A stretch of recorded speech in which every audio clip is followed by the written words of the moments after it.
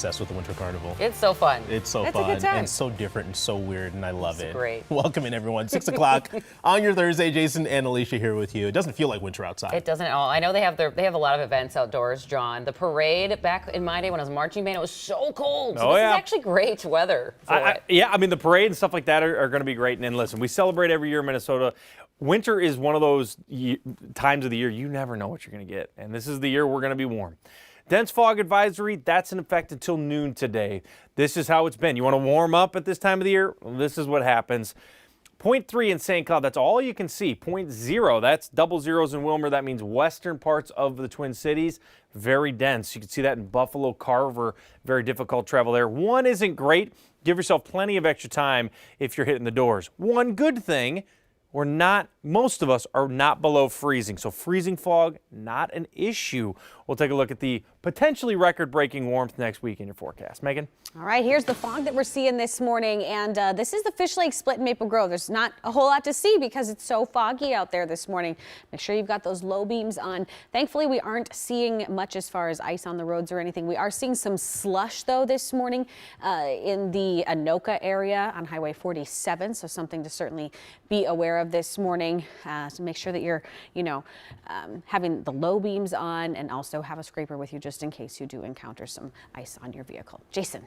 That is good advice there, Megan. Thank you very much. Our top story here at 6 a.m. In a matter of hours, the family of Ricky Cobb II will speak. Yeah, it's going to be the first time we've heard from them since murder charges were announced 18 hours ago against the state trooper who shot their son. It comes 6 months after the deadly traffic stop on 94 in Minneapolis. Here's body camera footage from that night showing the moments right before the shooting. State Trooper Ryan Londegren is now charged with second-degree murder, manslaughter, and assault. Cece's live in Minneapolis to break down what happened and what's to come this morning. Good morning, Cece. Hi, good morning. So looking ahead to 11 o'clock this morning, Ricky Cobb's family will speak out publicly about these charges. Now, less than 24 hours ago, Cobb's family said in a statement that the decision to bring charges against Londegren is the first step towards closure and justice. So let's get into how we got to this point. It all started Hennepin County Attorney Mary Moriarty saying she believes the shooting wasn't justified. Moriarty says troopers are trained not to shoot at drivers to try and stop them. So she's saying Londegren violated his training and the law. But Londegren's attorney says his use of deadly force was necessary to protect himself and his partner that morning. Now it's up to a jury to decide if he was or wasn't justified. One thing to add to this morning, Moriarty said they would consult a use of force expert when determining these charges. We found out yesterday, though, that they didn't. Some legal experts say that could be a sticking point moving forward. Because the defense will probably find an expert or multiple experts who say this use of force was justified. Will the state have someone to say it wasn't? So you can charge a case without an expert, but the strength of your case at trial may depend on whether you have an expert at that point.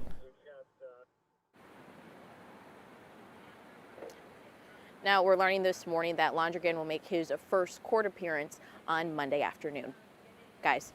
Cece, thanks for that. And this morning, the Minnesota Police Association is responding, saying the county attorney made politics her source material and said Londegren made a necessary decision to use reasonable force. The Minnesota State Troopers Association sent us the statement saying that they stand behind troopers who have to use deadly force, and Londegren's actions were the result of a legal obligation. Developing right now, 2 firefighters are recovering after a fire and explosion in South Minneapolis. This happened during our Sunrise newscast yesterday in the Cedar Riverside neighborhood. Flames spread to 2 buildings on 6th Street. As firefighters opened a wall to search for flames, a smoke and gas buildup triggered a blast there. 2 firefighters were taken to the hospital with minor injuries. We're also told both buildings are a total loss. The Red Cross is assisting some people displaced by the fire. No word yet on a cause. We're following a big story right now just north of the Twin Cities. In about 14 hours, Princeton's fire chief will leave his post after most of his fire department threatened to quit. Ron Lawrence's resignation letter is on tonight's city council agenda. Over the weekend, most of his department presented a vote of no confidence, saying they're dealing with worn-out gear and communication issues. The firefighters don't trust the chief. They don't feel safe working for him anymore, and that's why we're putting our foot down. If all those repairs are made and we had a different chief, we would stay. The firefighter said 2/3 of them would have quit if the city didn't take action by February 8th. Princeton City Administrator has said the accusations against the chief do not meet the legal standard appropriate for termination of employment. The city has hired an outside firm to conduct a workplace assessment. In just a few hours, President Biden will be leaving the White House for Superior, Wisconsin, just across the water from Duluth. He'll arrive around 11 this morning and speak at a brewery this afternoon. This visit comes after a $1 billion federal investment was just approved to help replace the Blotnick Bridge between Superior and Duluth. President Biden will be touting his efforts to improve infrastructure across the country. We have new data this morning that shows food shelf visits in Minnesota continue to rise. Here's a breakdown of what we've learned. I'm Jennifer Hoff. Minnesota once again hitting a new record of food shelf visits, topping 7.5 million last year. That's a 32% increase from 2022.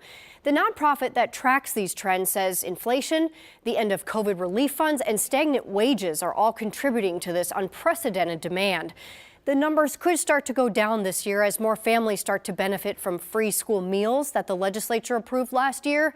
There are also market bucks available to use at farmers markets and a food helpline if you need that.